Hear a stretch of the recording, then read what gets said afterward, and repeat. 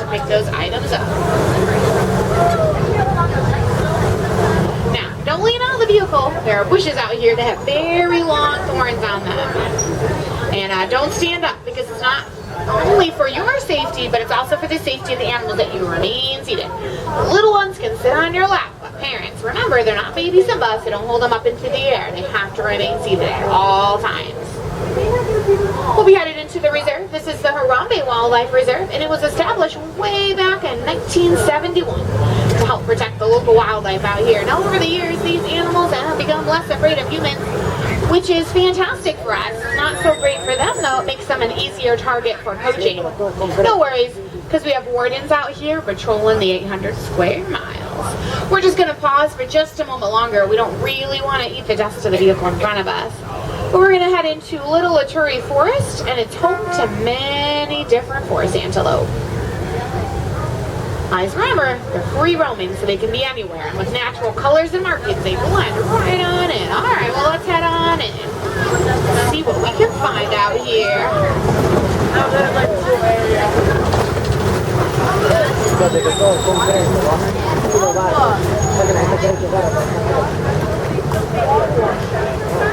All right, just let me know if anybody sees anything. Look over to your right, back left corner. Okapi moving around. Okapi definitely strange looking. It's got zebra-like features with those black and white striped legs, but not related to the zebra. The okapi is the only known living relative to a giraffe. They are so shy and reclusive, they weren't even discovered to the Western world until 1901. Other than that, a lot of people thought they were a myth. They didn't really exist. Alright, we're going to head down here by the watering hole. Watering holes are important gathering places for the animals. It's like a yellow-billed stork closest to us. Down there by the water, yellow-billed storks are carnivorous birds. They will eat frogs, snakes, fish, even other small birds. Alright, sometimes if we're lucky, we're known to spot rhinos in these areas. The black rhino was hunted over the years, but look over here on the hilltop. We have a female greater kudu. You can tell it's a female because she doesn't have horns. The males carry the horns. They get about 750 pounds. See her color and she'll blend right on in out here. Alright, here's the rhino. Look over here on the left. Over the years, they were hunted. Hundreds of thousands of them killed just for their horns. Today, there are only 5,000 left. Even in a protected reserve, they're not even safe from poaching. Most people don't realize about the rhino, their horn not really attached to their skull, so if it breaks off, it can grow back. It's literally made out of the same material as your hair and fingernails. There's another one of those kudu up there on the hill to your right. You also have the orangey animals up there, the bongo. Bongos, so rarely ever seen that they were nicknamed the ghosts of the forest. See how their heavy horns lean backwards? That's going to help them to move out here through the thicker brush. Alright, so far so good. Seeing lots of animals. It's kind of hit or miss though out here in the forest. These animals tend to be shy. All the way down to your left, kind of towards the middle, big black and white bird is a saddle-billed stork. It is the tallest stork in Africa. It reaches a height of up to 5 feet and will carry a wingspan of 8 to 9 feet.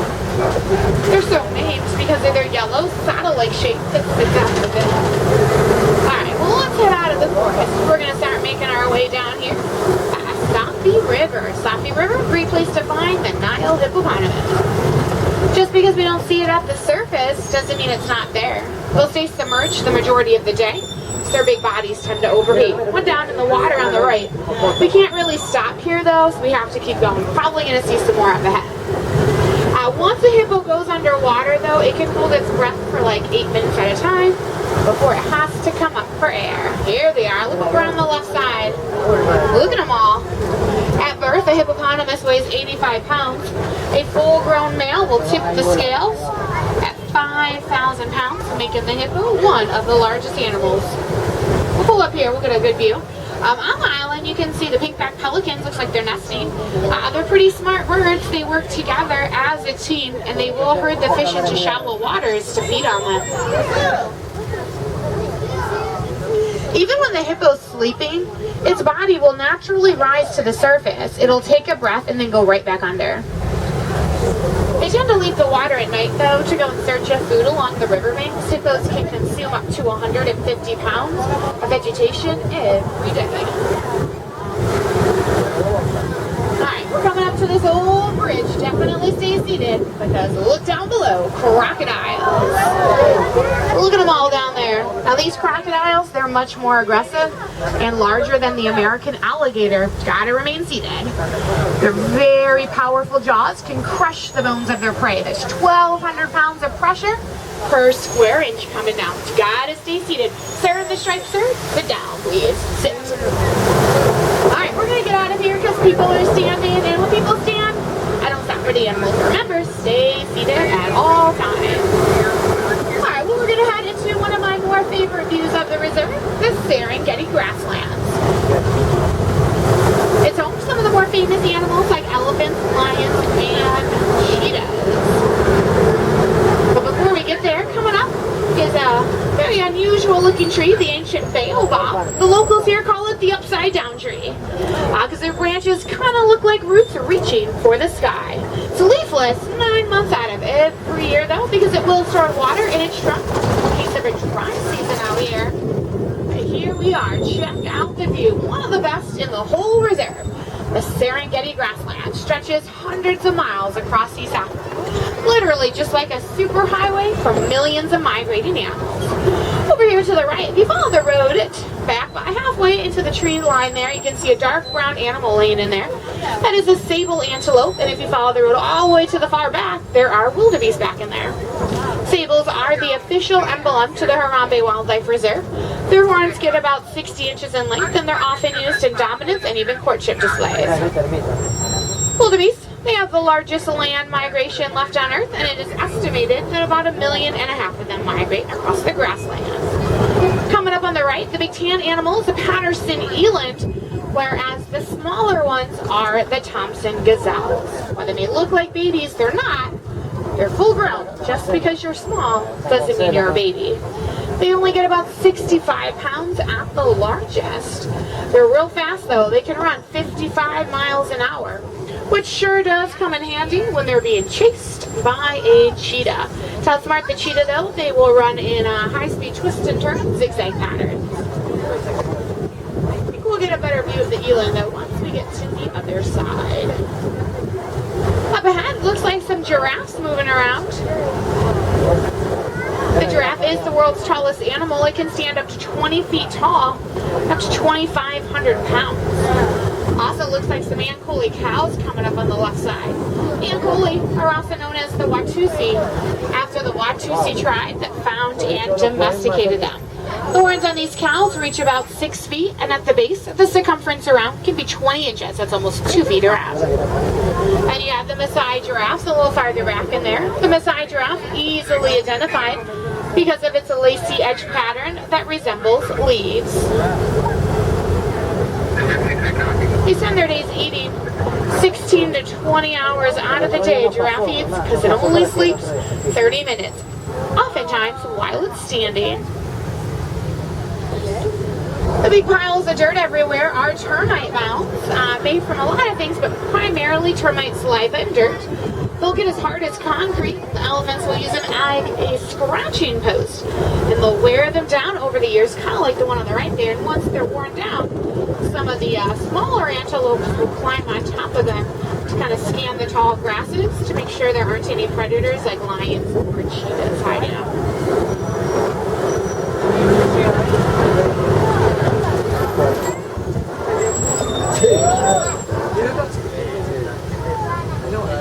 So a great view of the eland and the Tommies there. Another eland up here on the left.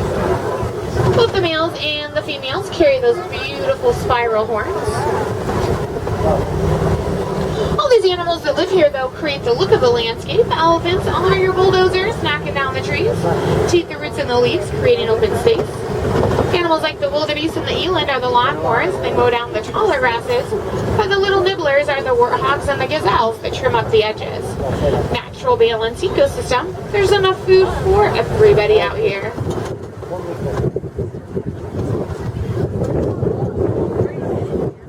A water buck coming our way just up ahead. The water buck's a male. You can tell because he has horns. The females do not. They emit an oily, smelly secretion into their fur, which is thought to waterproof them because they'll dive right into the water to avoid harassment.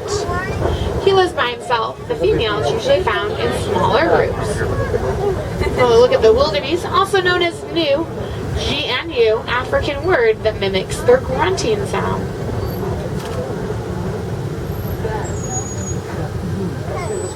A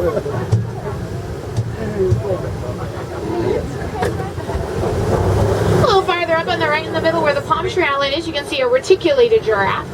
That's the world's tallest animal. They're the ones that reach the 20 feet. When their babies are born, they can be 6 feet already.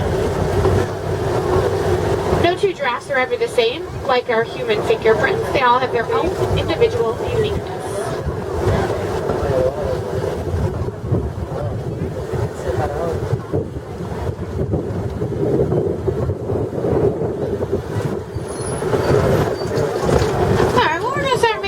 To Monkey Point, just up here on the other side of the rocks. Monkey Point got its name because there's a group of mandrills that live here. Think Rafiki from The Lion King, except for Rafiki's kind of made up. Got the face of a mandrill. But Rafiki has a tail. Mandrills really don't have a tail, they have more of a stub. They're very shy. Have a tendency to hide. We gotta look out for them. But it looks like we're in for a real treat because there are some elephants in the watering hole up ahead. Looks like they're going for a little swim.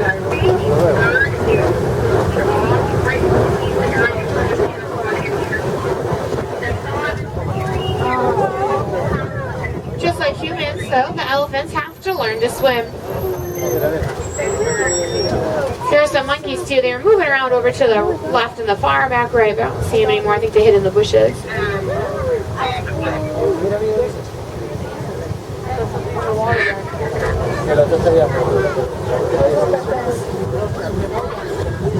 Well, sounds like we're picking up some music. We're getting pretty close to a village. Sounds like it might be a pretty good station and song, so we're going to tune it in here. Here we go. Kind of a little farther to elephant country.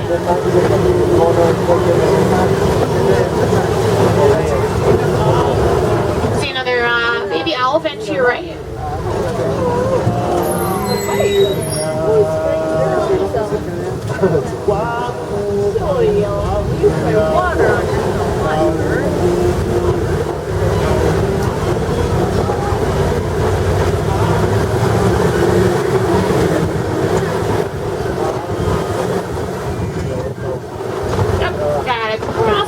We're going to turn off the music here. This bridge has seen some better days, but there's no need to worry. The wardens assured me they finally fixed it. This old bridge, it used to tilt like every day. Let's get out of here though. Just in case.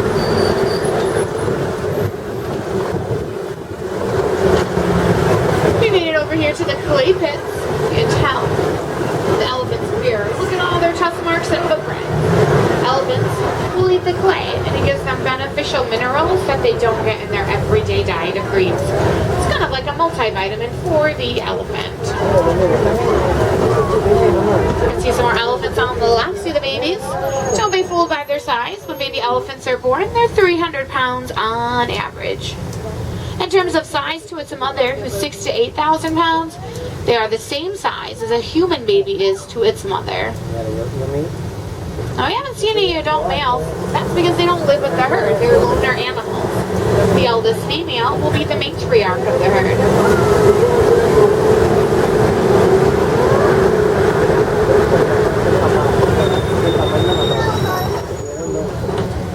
Right now, there are scientists out here studying the elephants and their vocal patterns. The more that we understand about the ways elephants communicate with one another, the better prepared we are to help the elephants to know what they need to survive. There's more baobab trees here. Elephants sure do love these trees. Very spongy, of course, filled with water, but they dig right into the trunks to get at the water that's stored there. Another elephant over on the left. You can see how dirty it is. Elephants will coat their skin with dirt like that to protect it from the sun, because just like us, they get sunburned.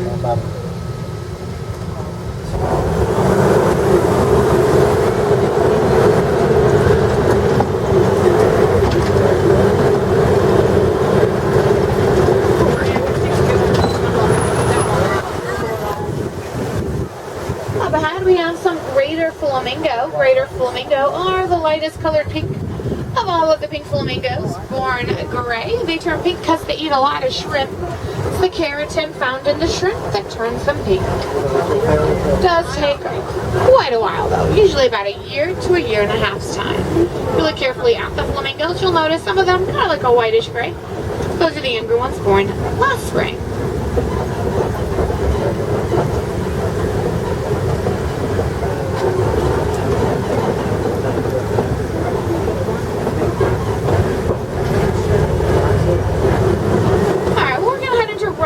Territory, see if we can find the white rhino.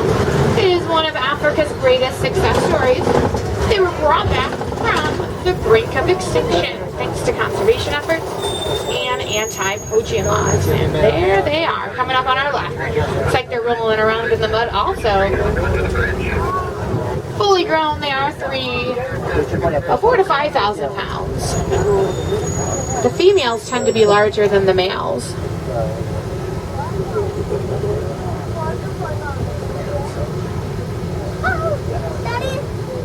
Very poor eyesight. Their eyes are real small, and they're located on the sides of their heads.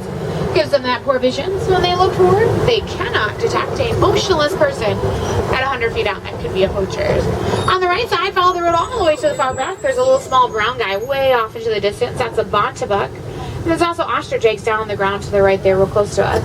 Hey, these rhinos scare the ostrich off. They don't usually go too far away.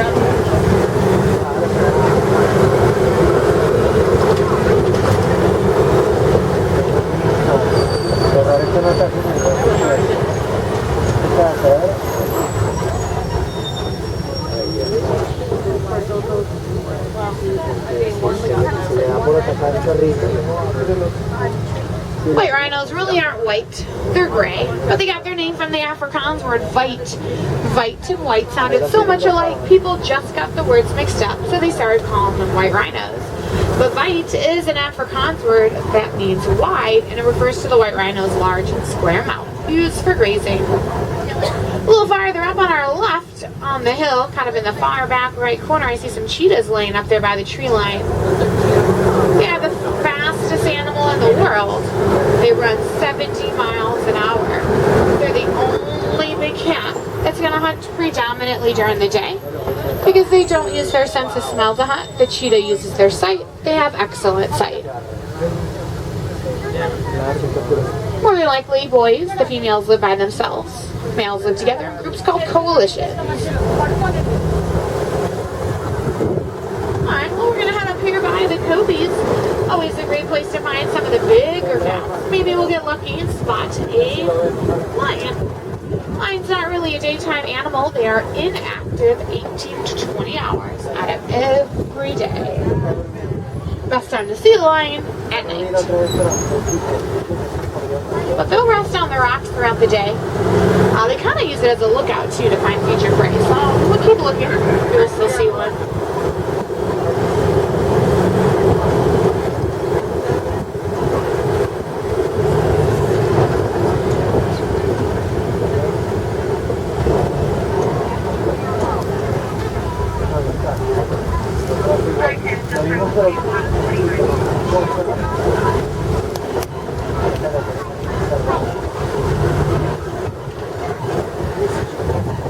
Some bones on the left, some unlucky antelope.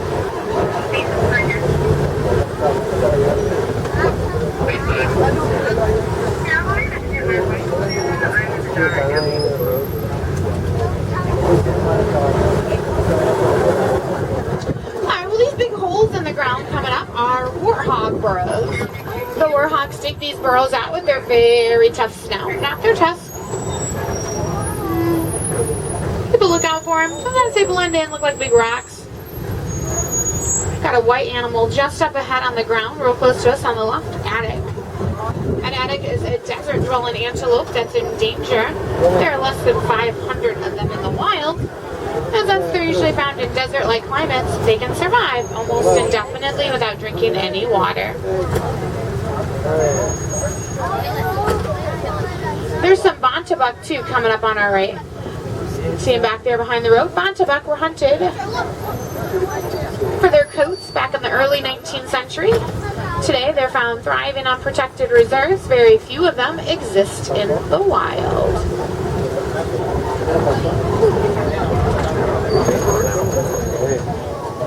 Found the ostriches, they're up ahead. The ostrich, although it has wings, it is the largest bird with wings, it cannot fly. They run 40 miles an hour. Black ones are typically males, and the females tend to be gray in color. Usually, but it's not always the case. Sometimes females can be black if there's no male present. Alright, well, normally we'd go right here, but since the gates are open, we're gonna kind of sneak in, take a little quick peek, because the Harambe Wildlife Reserve is getting ready to reintroduce even more animals into the local ecosystem. And word has it that zebras are being planned. Now, an area this size would be perfect for them to thrive in. Oh, well, I kind of forgot that there were geysers out here. We should be okay. We'll just kind of stay in the middle. Hopefully we don't get wet. More geysers. Hold on. Let's get it out of here. The reserves, like the Harambe Wildlife Reserve, are focusing on bringing back animals into areas where they once used to roam, but no longer do. Often, these animals are forced off their land by livestock farmers in search for land for their livestock. This is definitely not good. Looks like the start of a poacher's camp here on the right. We're gonna have to call this into the wardens. Oh man, that means I gotta cut the safari a little short, but it's okay. I think just a little farther up ahead, there should be a warden's post, and I can drop you off there. Just a short walk back to the village of Harambe, or you can head over to the Angane Forest Trail, where you'll see silverback gorillas making whole grass. Meerkats, even an underwater viewing pool of hippos.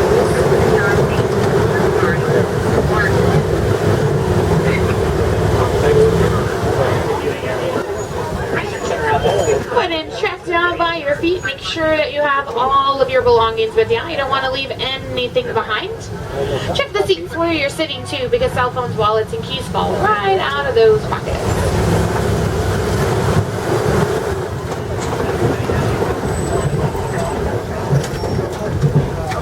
Want to see more animals? You can take the Wildlife Express